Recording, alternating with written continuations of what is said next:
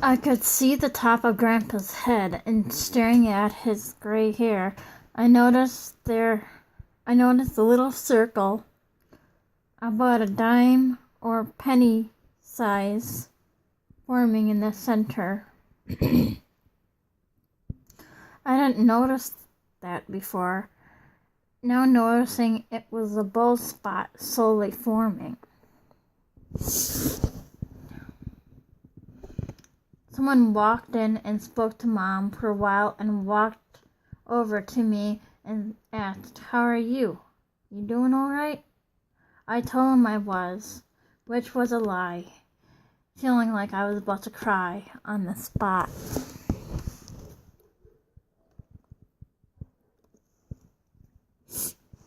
With looking away from them as they walked over to his casket, I wished to go back home. I felt uncomfortable being in the same room with a dead person. I wanted to request to leave for home to Mom, but didn't want to disturb her conversations with her friends.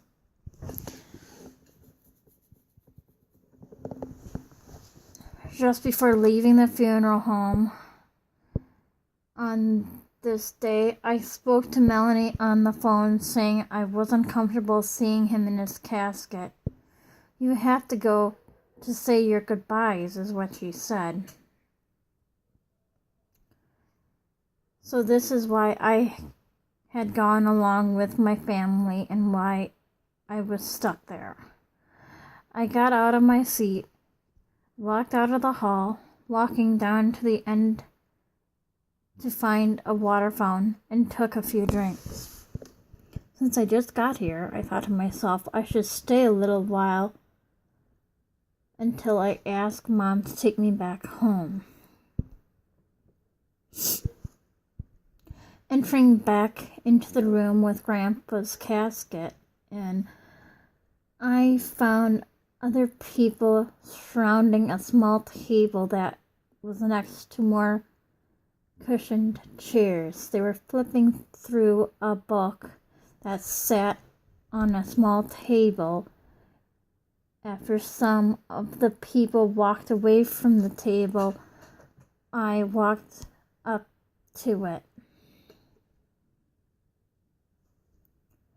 Looking down at the book, I had noticed it was a photo book full of Grandpa's memories.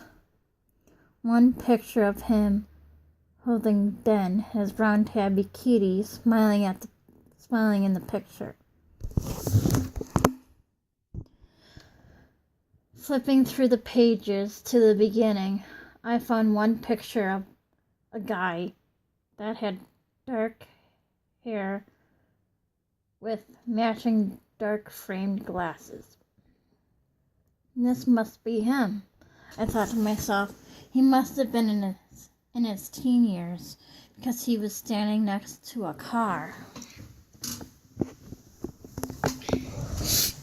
I found the seat I was sitting on before I got up to get a drink from the drinking fountain in the hall and sat back down. Minutes passed by me with thinking of Grandpa more, and I found Rhiannon walking with Grandma to his casket again. Noticing she was still crying, I felt something nag at me to get out of my seat to give her a hug. I almost didn't want to since she was pretty close to his casket, but I forced myself to, thinking that it must have been Grandpa nagging me to reach out to his wife with hugging her.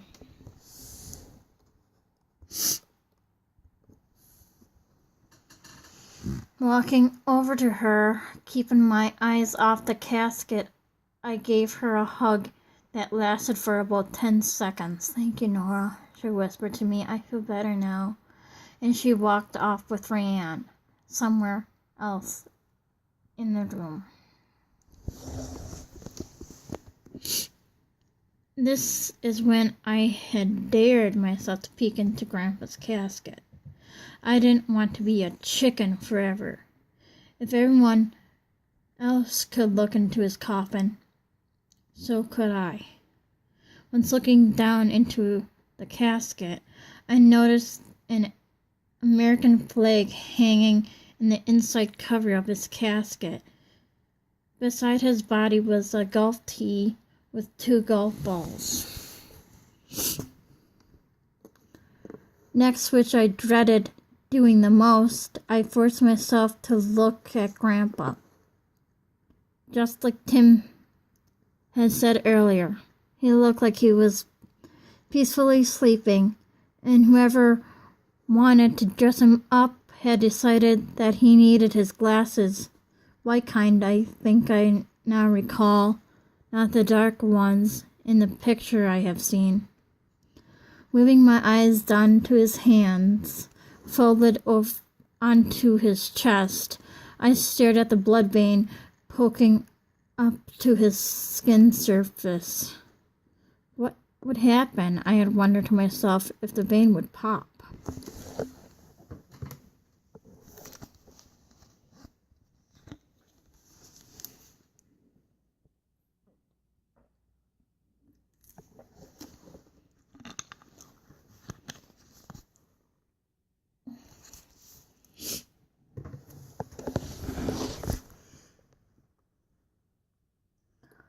Saturday, March 14th, 1998, happened to have been Grandpa Raymond's funeral service. Again, I dreaded going since I didn't feel comfortable being in the same room with a dead person, but I forced myself to go with my family because of what Melanie has said to me the day before.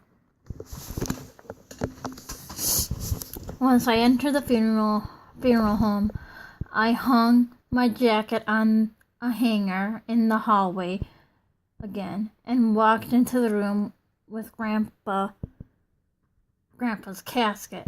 Some other people were gathered around the casket saying their goodbyes, only silently to themselves. Once they had done the sign of the cross, I walked over, squeezing my eyes shut. Mom, Dad, sister, and brother said their goodbyes. And while they were doing that, I said to him silently, "Thank you for teaching me things." Once I was done saying what I needed to say, I rushed to a cushioned chair. Brother, a little annoyed that I got to the chair first. "This isn't a game," he said. I was confused. Of course it wasn't. What was he talking about? He found another seat a few chairs down from me on my right.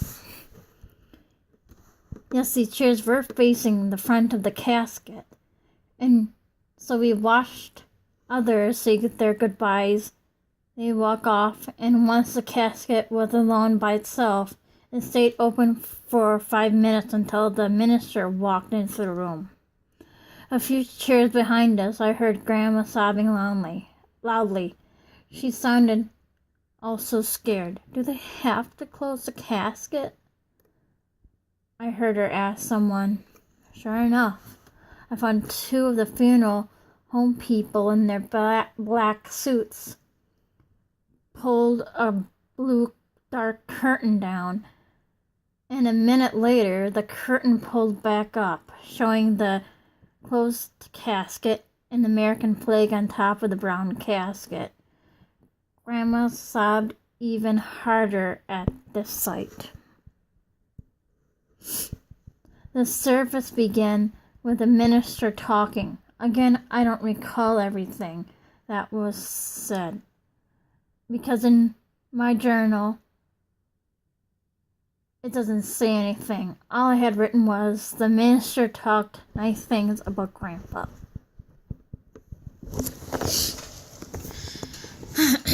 After, when the minister was done talking about Grandpa, we sat quietly, waiting for the funeral home people to put on a song in their stereo system.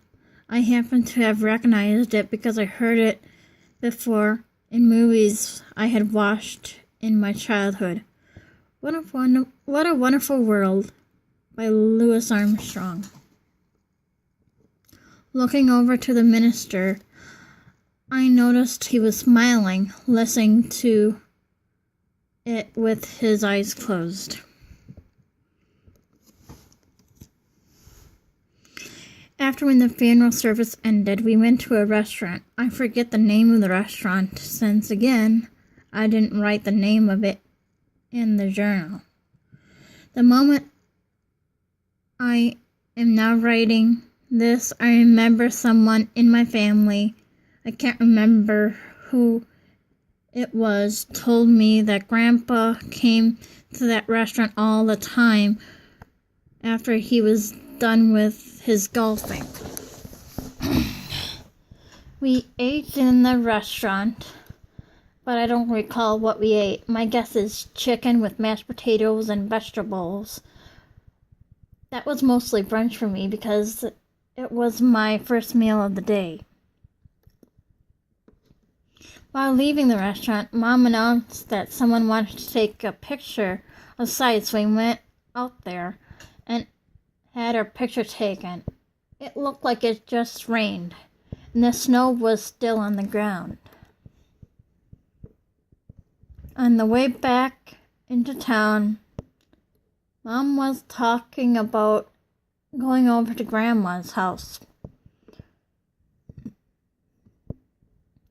I dreaded going because I didn't want to see the spot in the kitchen where he laid. The image of Grandpa, of him laying there on the floor, would pop in my head. Do we all have to go? I asked Mom. Then I pictured one of my family members who wasn't riding with us in the same car would ask Mom, "Where is Nora?" And I would decide not to come along to Grandma's. I didn't want that to happen, so I went along with everyone to Grandma's anyway. When entering Grandma's, I found the kitchen to be a mess. Soda cans and paper plates cluttered the table. I was surprised to find my Uncle Gary sitting at the table on Grandpa's chair in Grandpa's place. Again, I haven't written much in my journal, except I listened to everyone, which would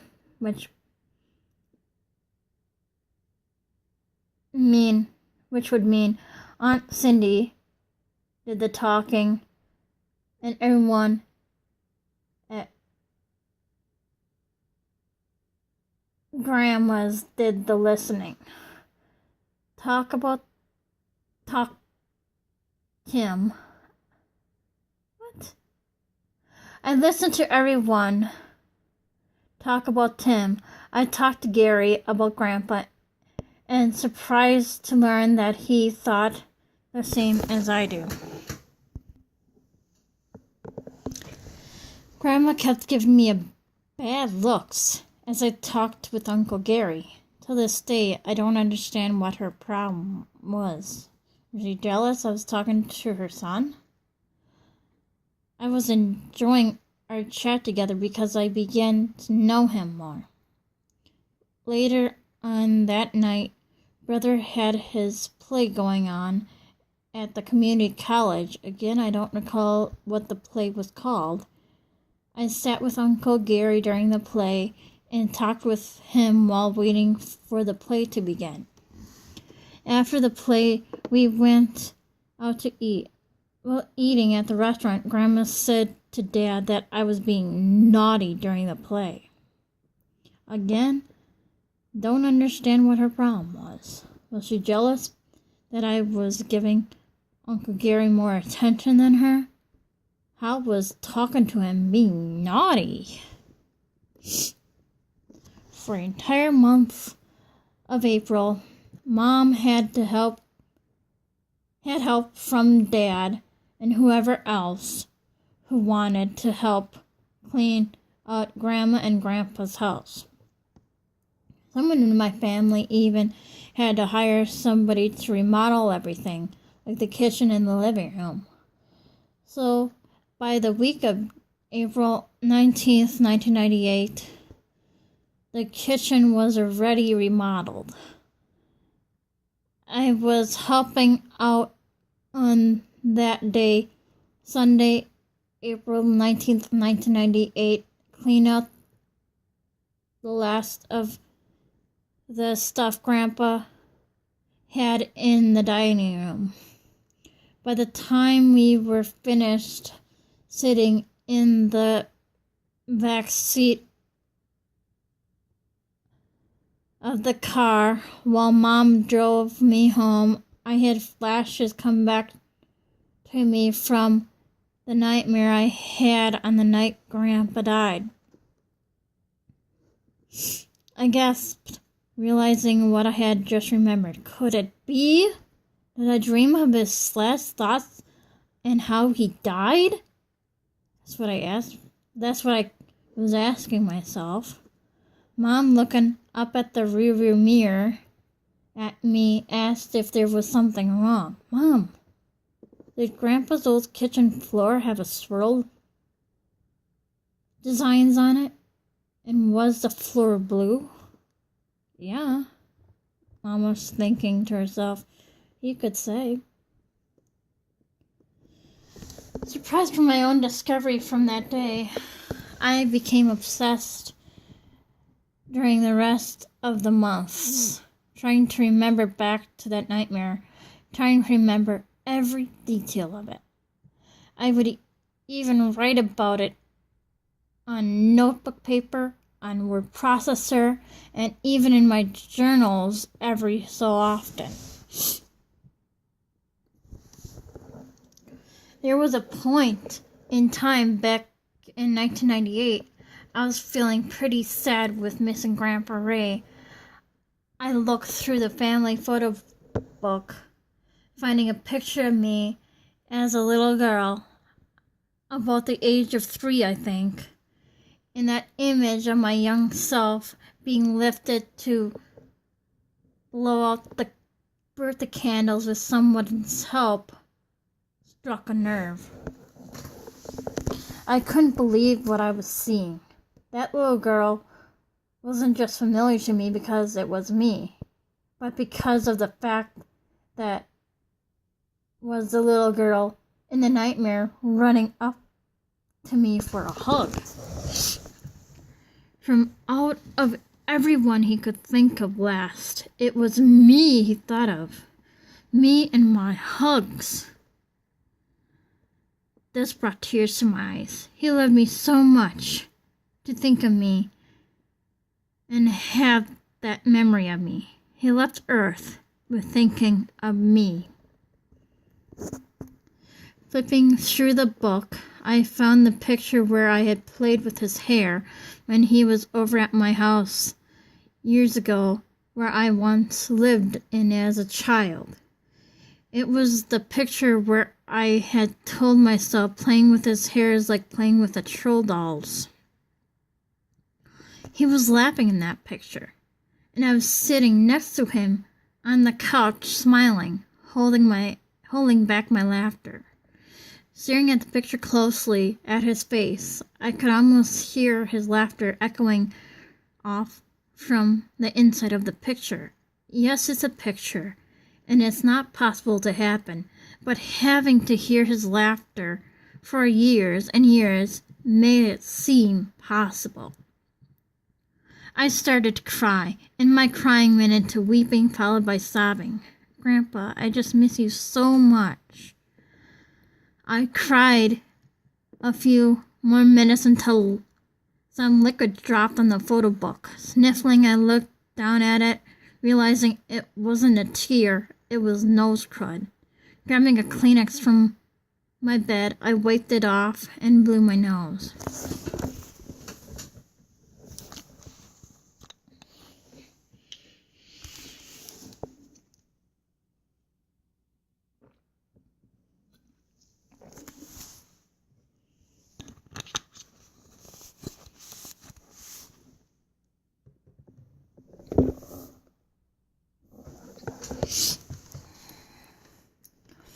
From the end of the month of April of 1998 to the early week of May, Grandma had to stay in our house while someone from the remodeling company remodeled the living room. Grandma hardly could make it up those flights of stairs, 2 flights, due from her arthritis, and her bedroom along with the bathroom were upstairs. Her state went okay. She gave me a strange look a few times while I stayed awake past midnight. She was coming out of my sister's room, looked at me, scowling, and walked down the hall to the bathroom. Moments like those were the strangest. I couldn't stand on how she would scowl at me like she did. So what if I stayed up past midnight? I had gone to bed an hour or so later. I can't recall when I had these dreams. They were both in 1998, or were they both in 1998 or later? Hard to tell. In my journal, I'm not reading, doesn't say, so I will write what I know by what I know by my own memory. The first dream I recall pretty well was when I was in my parents' bedroom. I was on their bed looking down at a beautiful sight. The little baby girl with brownish hair like myself, wrapped up in a pink blanket. She mostly took my breath away. I swear, she was more prettier than I am, and she also looked a lot like me. I was talking to her, but I don't recall what I was saying. The only thing I do remember was calling her Lizzie. The other dream took place outside my bedroom in the hallway. I was holding another child in my arms, but it wasn't Lizzie. The child had more darker hair. Let's just say it was black. And I was talking to the child. Again, I don't recall what I was saying, but I only recall what I called the child Raymond. Thinking back to those dreams, I believe I saw glimpses from my future of my children. I heard stories from other people on TV shows that they have similar experiences with dreaming of their children in their future. I just wonder, will my children look like those dream babies I had dreamed about back in 1998? Or do I love the idea of naming them Lizzie and Raymond? I do love the idea of naming them Lizzie and Raymond, though. When Grandma went back to living at her house, yes, we did visit her. It was, I think, June of 1998 when I first seen the remodeled rooms. The living room looked so different than it did before. It was blue with blue blinds on the windows. While entering through the kitchen, when Mom and I visited Grandma, I kept on looking at the spot on the kitchen floor where Grandpa once laid a cold. I still couldn't get those images out of my head. One sitting in the living room with Mom and Grandma, I had fantasized Grandpa watching us, either sitting or standing in the room with us, listening to Mom's conversation with Grandma. Some of the other times while visiting, I would quickly rush through the kitchen to avoid the torment image of Grandpa laying cold on the kitchen floor. I also wondered if I should share with Mom and Grandma about the dream I had on that night he died, but held back doing that because they may look at me like I was some weirdo. When the first anniversary came, Tuesday, March 9th, 1999, I felt something eating inside me all day. Even though he died on March 10th, to me, since I had that dream of his death on March 9th has always been the anniversary of Grandpa leaving us all. Even when evening came, the night of Tuesday, March 9th, 1999, I was taking a shower. Washing my legs, I thought to myself, does he hate me for not saving him? I should have gotten myself out of bed, wake Mom up, and have her take me to his house to save him. After I dried off and got into a fresh, clean PJs, I went to my room, opened my journal, and wrote my feelings of regret down. And with saving his life, I said to myself, I would have had more of his hugs from him. These thoughts made me cry, and I had gone to bed feeling this way, regretful and sad.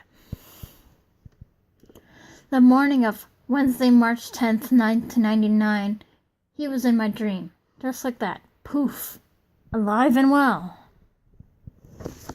Yes, I was surprised to see him, but when I asked him my question, are you angry at me for not saving you a year ago, he stared at me, not saying anything at all.